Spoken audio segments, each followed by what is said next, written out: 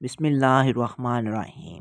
नाज़रीन कराम, उम्मीद करता हूँ कि आप खैरियत से होंगे। अगर आप चैनल पे नए हैं तो चैनल को ज़रूर सब्सक्राइब कर लीजिए ताकि इस तरह की मालूमाती वीडियोस आपको मिलती रहें।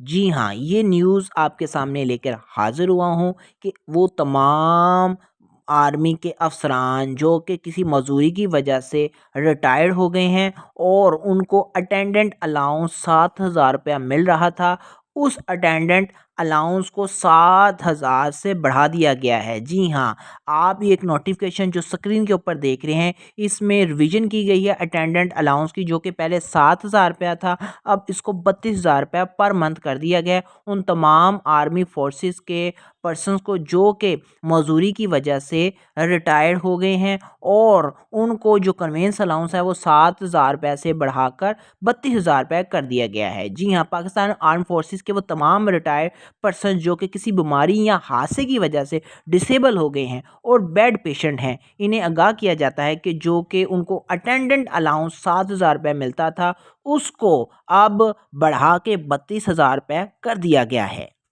सदर पाकिस्तान ने अलाउंस को 7,000 रुपये से बढ़ा के 32,000 कर दिया गया है, क्योंकि इतनी महंगाई के दौर में 7,000 रुपया बहुत कम था।